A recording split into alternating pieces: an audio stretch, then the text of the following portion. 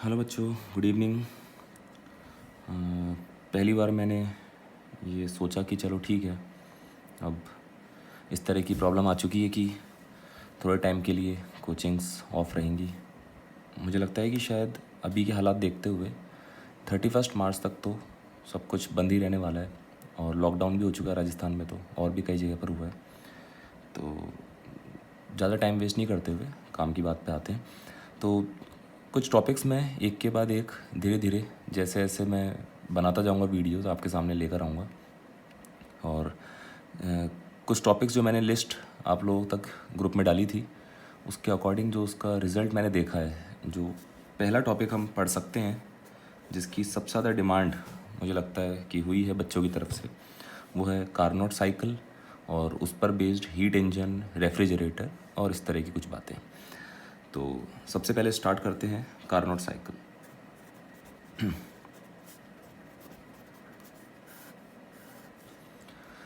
ठीक है बच्चों, तो कार्नोट साइकिल जो है बेसिकली समझा जाए तो एक साइक्लिक प्रोसेस है, एक आइडियल साइक्लिक प्रोसेस है। और जितनी एफिशिएंसी इस साइकिल की होती है उतनी एफिशिएंसी किसी भी साइकिल की आज तक नहीं पाई गई है। ये बेसिकली जेईई मेंस पर बेस्ड टॉपिक है। और कार्नोट साइकिल के बारे में अगर मैं ग्राफ से स्टार्ट करूँ समझाना, तो प्रेशर वॉल्यूम के बीच में किसी गैस के लिए एक साइक्लिक प्रोसेस में ड्रॉ करने वाला हूँ। सपोज इनिशियली गैस ए स्टेट पर है, सबसे पहले गैस को एक्सपेंड किया जाता है। आप देख सकते हैं कि एरो का साइन बता रहा है कि गैस का वॉल्यूम बढ़ता जा रहा है। इस एक्सपेंशन के दौरान गैस का टेम्परेचर कांस्टेंट रखा जाता है। इसका मतलब इसको हम क्या बोल सकते हैं, आइसोथर्मल एक्सपेंशन।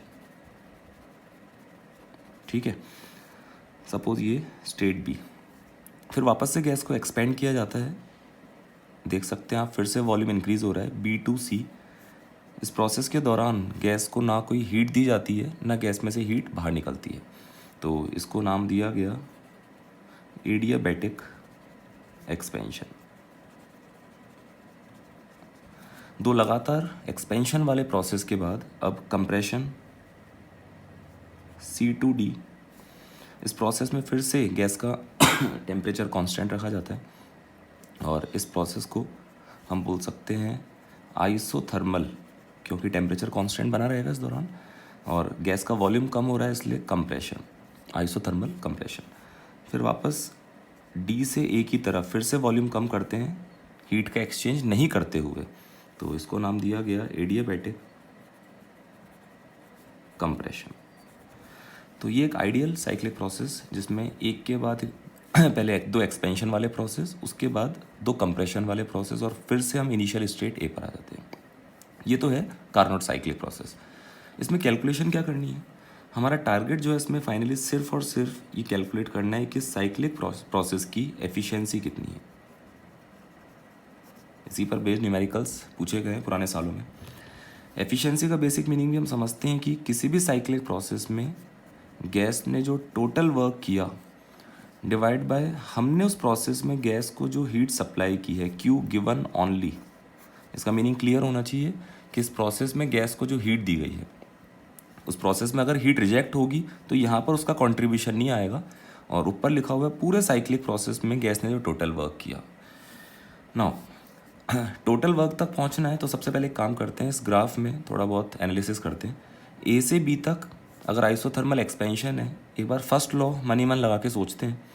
ए से B Q equals to Q A B equals to work done by gas plus delta U. Isothermal के लिए डेल्टा यू क्या होता है बच्चों, जीरो। तो इस प्रोसेस में डेल्टा यू तो जीरो है, और वॉल्यूम बढ़ता जा रहा है, मतलब गैस पॉजिटिव वर्क करेगी, means Q A B equals to work done plus zero.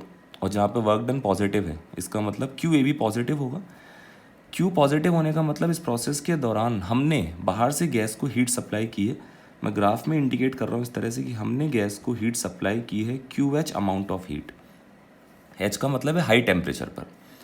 B से सी के दौरान एडियाबैटिक प्रोसेस है, ना गैस को हीट दी गई ना गैस में से हीट बाहर निकलेगी। सी से डी तक की अगर बात करें तो फिर से आइसोथर्मल प्रोसेस, फर्स्ट लॉ लगा के देखेंगे तो डेल्टा यू तो जीरो, क्योंकि प्रोसेस कैसा है, आइसोथर्मल। और सी से डी तक अगर वॉल्यूम कम होता जा रहा है तो वर्क डन बाय गैस क्या होगा, नेगेटिव। तो फर्स्ट लॉ से रिजल्ट क्या आएगा, क्यू सी डी, इस प्रोसेस के दौरान क्यू नेगेटिव आएगा। नेगेटिव का मतलब इस प्रोसेस के दौरान गैस ने हीट को रिजेक्ट किया होगा, बाहर थ्रो कर दिया होगा। मान लेते हैं QL amount of heat gas ने बाहर थ्रो की है। एल का मतलब लो टेम्परेचर। ये टेम्परेचर जो है ये आपस का ही कंपैरिजन है। मैं C से D तक जो प्रोसेस आइसोथर्मल उस दौरान टेम्परेचर इंडिकेट कर रहा हूँ TL लो टेम्परेचर, और A से B के दौरान जो कांस्टेंट टेम्परेचर है उसको डिनोट कर रहा हूँ TH हाई टेम्परेचर। D से A एडियाबैटिक कोई हीट का एक्सचेंज नहीं हुआ होगा। अब कैलकुलेशन पार्ट पर आते हैं। टोटल वर्क तक पहुंचना है तो मैं पूरे साइक्लिक प्रोसेस के लिए फर्स्ट लॉ अप्लाई कर रहा हूँ। First law of thermodynamics for cycle, पूरे साइकिल के लिए। तो पूरे साइक्लिक प्रोसेस के लिए अगर मैं Q टोटल लिखूँ तो प्लस QH, क्योंकि हमने हीट सप्लाई की इसलिए प्लस QH। देन B से C ज़ीरो हीट का एक्सचेंज हुआ है। C से D QL amount of heat बाहर निकली है तो माइनस QL, और अगेन D से A तक zero equals to total work done by gas plus delta U. हम जानते हैं साइक्लिक प्रोसेस में हम घूम फिर कर वापस से स्टार्टिंग स्टेट पर आ जाते हैं, तो डेल्टा यू ज़ीरो होता है साइक्लिक प्रोसेस के लिए। यहाँ से मेरे पास टोटल वर्क डन आ गया QH माइनस QL। ठीक है, अब एफिशिएंसी के फॉर्मूले में इसको पुट कर देते हैं। W टोटल की जगह QH minus QL upon Q given only. हमने जो हीट सप्लाई की है वो सिर्फ कौन सी वाली है, ये QH। तो यहाँ पर सिर्फ क्या आएगा QH। ये फॉर्मूला तैयार हो गया 1 माइनस QL बाय QH। तो साइक्लिक प्रोसेस के लिए एफिशिएंसी का एक फॉर्मूला हमने बना लिया। अब आगे नाउ मैं इस QL बाई QH को टेम्परेचर की टर्म में रिप्लेस करने वाला हूँ। उसके लिए थोड़ी सी मेहनत करनी पड़ेगी। यहाँ पर नेक्स्ट पेज पे देखते हैं उसको। चलो इस पेज पे देख लेते हैं, थोड़ी बहुत जगह बची है यहाँ पर। QL बाई QH के लिए मैं AB प्रोसेस के लिए फर्स्ट लॉ अप्लाई कर रहा हूँ पहले। QH इतनी हीट हमने सप्लाई की equals to work done by gas in process AB process में work done by gas isothermal process है बच्चों। आइसोथर्मल में वर्क डन बाय गैस का फॉर्मूला क्या होता है, NRT ln V final by V initial. तो A से B तक के लिए NRTH ln V final means V at state B, V initial means volume at state A। B से C की बात करें तो Q एक्सचेंज मतलब हीट का एक्सचेंज ज़ीरो था। C से D की अगर बात करूँ तो वापस, और हाँ एक बात और, इस AB प्रोसेस के लिए डेल्टा यू ज़ीरो लिखना भूल गया मैं, क्योंकि वो आइसोथर्मल है तो डेल्टा यू ज़ीरो होगा।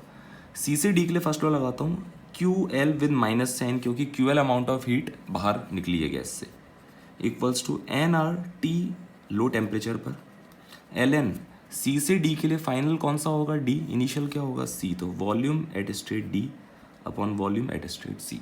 इन दोनों इक्वेशंस को डिवाइड कर रहा हूँ, सेकंड बाय फर्स्ट लिख रहा हूँ। QL by QH equals to, यहाँ डिवाइड करेंगे NR से NR कैंसिल हो जाएगा, यहाँ आ जाएगा TL by TH ln of VD upon VC whole divide by, यहाँ इसको रिवर्स कर रहा हूँ माइनस साइन को यहाँ पर यूज़ में लेते हुए, ln VA बाय VB। ठीक है, अब मेरा टारगेट है कि मुझे QL बाई QH को टेम्परेचर की टर्म में रिप्लेस करना था, जबकि यहाँ पर इस रेशियो की वैल्यू टेम्परेचर की टर्म में तो आ ही रही है, साथ साथ ही ln वाली टर्म भी आ रही है। इसको हटाने के लिए काम करते हैं, यहीं पर साइड में थोड़ी जगह बनाते हुए मैं एक एक प्रोसेस के लिए प्रोसेस की इक्वेशन लिख रहा हूँ। जैसे AB प्रोसेस आइसोथर्मल है, तो आइसोथर्मल में हम जानते हैं कि PV जो होता है प्रोडक्ट, ये कांस्टेंट रहता है, तो PA VA equals to PB VB। Now B2C adiabatic process है, उसकी इक्वेशन होती है P इंटू V की power gamma equals to constant, तो PB VB की power gamma equals to PC VC की पावर गामा। C से D के लिए फिर से आइसोथर्मल, तो PC VC equals to PD VD। D से A फिर से एडियाबैटिक, तो PD VD की power gamma equals to PA VA की पावर गामा। इन चारों इक्वेशंस को आपस में मल्टीप्लाई कर देंगे अगर तो हम देखेंगे कि मल्टीप्लाई करने के बाद ये PA PB PC और PD कैंसिल आउट हो जाएंगे, और ढंग से अरेंज करेंगे तो रिलेशन आएगा VB की power gamma minus one into VD की power gamma minus one equals to VA की power gamma minus one into VC की पावर गामा माइनस वन। यहाँ से रिलेशन आ जाएगा VD by VC equals to VA by VB। इस relation को यहाँ पर उठाकर पुट कर देंगे तो ये कैंसिल आउट हो जाएगा पूरा। यहाँ से मेरे पास रिलेशन क्या आएगा कि QL बाई QH किसके बराबर है, TL by TH। Next page पर लिख रहा हूँ मैं आगे। तो ये रिलेशन हमारे पास आ चुका है कि efficiency equals to 1 minus Q L by Q H, और ये भी हमने प्रूव कर दिया है कि Q L by Q H Carnot cyclic process के लिए किसके बराबर है बच्चों, T L by T H के। तो ये 1 minus T L by T H भी लिख सकता हूँ मैं इसको। ये हमारे पास फाइनल इम्पॉर्टेंट फॉर्मूला आ गया। इसमें इस बात का ज़रूर ध्यान रखना है कि टी एल और टी एच ये जो टेम्परेचर हैं इनको केल्विन में ही रखना है। डिग्री सेल्सियस में रखोगे गलती हो जाएगी, तुम्हारी जिम्मेदारी है। टी एल का मतलब लो टेम्परेचर, टी एच का मतलब हाई टेम्परेचर। क्यू एल का मीनिंग लो टेम्परेचर पर जितनी हीट गैस ने बाहर रिजेक्ट की। क्यू एच का मीनिंग हाई टेम्परेचर पर जितनी हीट हमने गैस को सप्लाई की। ठीक है, आगे बढ़ते हैं। Heat engine based on Carnot cycle. Carnot cycle पर बेस्ड हम हीट इंजन देखने वाले हैं। देखो, जो इंजन्स होते हैं उसमें अलग अलग साइक्लिक प्रोसेस के थ्रू गैस हमको कुछ वर्क करके देती है, वो वर्क ही हमारे लिए आउटपुट होता है। तो कार्नोट साइकिल पर बेस्ड हीट इंजन देखते हैं। सबसे पहले मैं हीट इंजन का एक ब्लॉक डायग्राम दिखा रहा हूँ।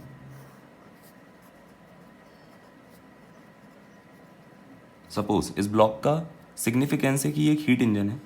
हम क्या करते हैं, किसी सोर्स की हेल्प से इस हीट इंजन मतलब कि अंदर जो गैस है उसको हीट सप्लाई करते हैं। Q H amount of heat मैंने हाई टेम्परेचर टी एच पर इस हीट इंजन को प्रोवाइड की है। ये हीट इंजन क्या करता है, इस हीट को लेकर इसका कुछ पार्ट हमको वर्क की फॉर्म में कन्वर्ट करके देता है, वर्क डन बाय गैस।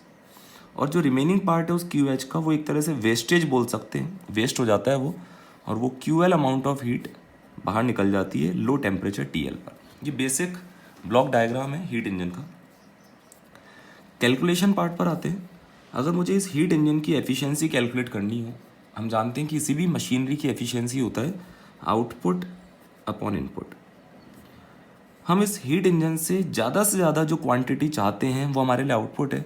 मैं चाहता हूँ कि हीट इंजन ज़्यादा से ज़्यादा वर्क करके दे, वही मेरे लिए आउटपुट माना जाएगा। तो यहाँ पर वर्क डन बाय गैस तो क्या हो गया, आउटपुट। इनपुट, हमने जो उस प्रोसेस को स्टार्ट करने के लिए जो हमने एनर्जी सप्लाई की है वो यहाँ पर इनपुट है, दैट इज़ क्यू एच। ये क्यू एच है हमारा इनपुट।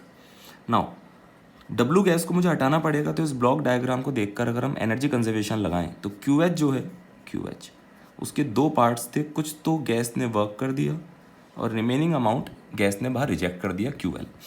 तो मैं डब्ल्यू गैस को क्या लिख सकता हूँ, Q H minus Q L divide by Q H. ये वही फॉर्मूला आ गया जो हमने अभी कार्नोट साइक्लिक प्रोसेस के लिए एफिशिएंसी का फॉर्मूला देखा था। तो सेम फॉर्मूला है। हाँ, आगे अगर बात करें कि अगर ये हीट इंजन कार्नोट साइकिल पर बेस्ड है तो हम ये प्रूव कर चुके हैं कि Q L by Q H को हम किससे रिप्लेस कर सकते हैं, T L by T H. इस बात को लिख देता हूं मैं। If engine is based on Carnot cycle then Q L by Q H को किससे रिप्लेस किया जा सकता है, T L by T H से। तो यही फॉर्मूला क्या बन जाएगा, 1 minus T L by T H.